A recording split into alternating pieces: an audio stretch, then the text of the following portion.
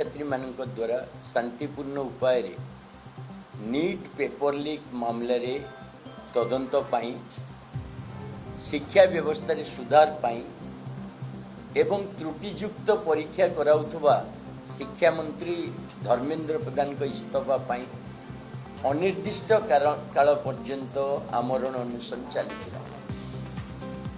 दिल्ली रो जंतर मंतर ठारे जो अनुष्ठान चली आज सकाळे सरकार पुलिस लगे बलपूर्वक जड़े एत बड़ शिक्षाविद अनशन थे उठे नेला एवं अन्य छात्र छात्री उपर आक्रमण कर समस्त को ये अनशन को भंडर करने प्रयास करागला कारण सरकार को जना अच्छी जो डाकरा दि जाए आसंता 20 तारिख रे पूरा भारत वर्ष रे सबु जगह साधारण नागरिक ये आंदोलन में सामिल होगापाई आ मुख्यतः जंतर मंतर ठारू पार्लियामेंट हाउस पर्यंत जो मार्च होता तार प्रभाव को डरी सरकार एपरी कांड किंतु आज ओडिशा रे आम आदमी पार्टी तरफ आम स्पष्ट करने को चाहूँ जे ओडिशा रे विभिन्न जगार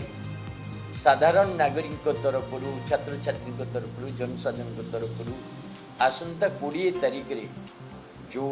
आंदोलन डाकरा दि जाइए ताको आम पूर्ण प्राण रे समर्थन करुचु विशेषकर भुवनेश्वर रे साधारण जनसाधारण तरफ विभिन्न बुद्धिजीवी राजनीतिक दल व्यक्ति विशेष सांबादिक समस्ते मिलित भाव में गोटे धारणा प्रदर्शन करने मास्टर कैंटीन निष्पत्ति से निष्पत्ति को आम आदमी पार्टी तरफ आम आज पूर्ण प्राण समर्थन करुचु आम आदमी पार्टी समस्त कार्यकर्ता बिना बैनर रे बिना आइडेंटिटी रे जोटा साधारण जनतार जेहेतु प्रोग्राम होची आमे भी अनुरोध करुचु अन्य संगठन मान को राजनैतिक दल मान को बुद्धिजीवी मान को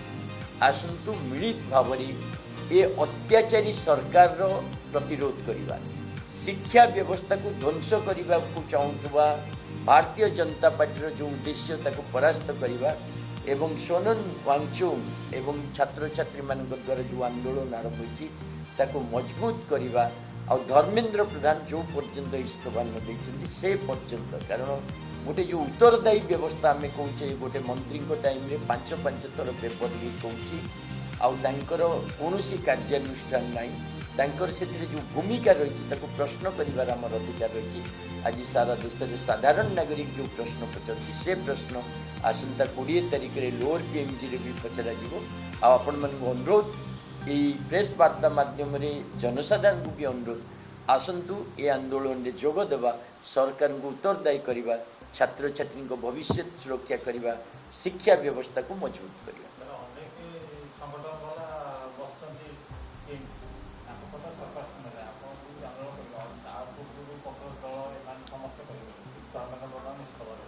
नहीं से कॉकरोच दल कथा कहूँ से तो कॉकरोच दल गोटे ना थिला किंतु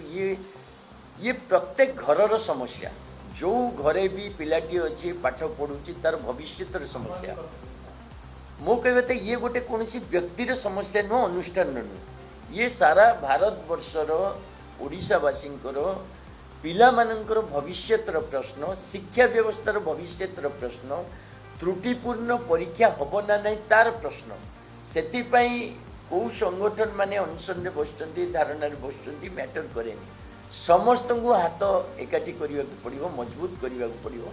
आम समस्त नागरिक माने जो पर्यंत रास्ता को न बाहर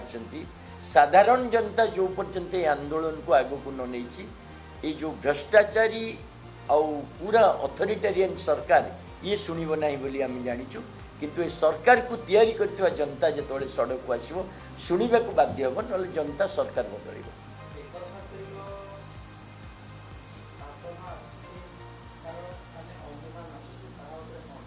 एकछत्रवाद शासन रो अनुमान करिवार नहीं जो परि भाव में पूरा सिस्टम पूरा व्यवस्था को भारतीय जनता पार्टी निज कब्जा को नहीं एवं पूरा आम देश में देखुचे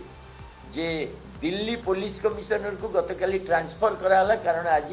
शांतिपूर्ण आंदोलन उपर अटैक करा ये जो घटना ये सूचई दौचे सरकार केते आक्रामक केते शिक्षा विरोधी केते जनविरोधी आउ कोपरी भाव में आतंकवादी मानसिकतार सहित रही तेणु आपको विरोध करने बर्तमान प्रत्येक साधारण नागरिक दायित्व और कर्तव्य मु भावुची जनसाधारण आपको बुझी आउ ए आंदोलन में बहु संख्यार सामिल भी है।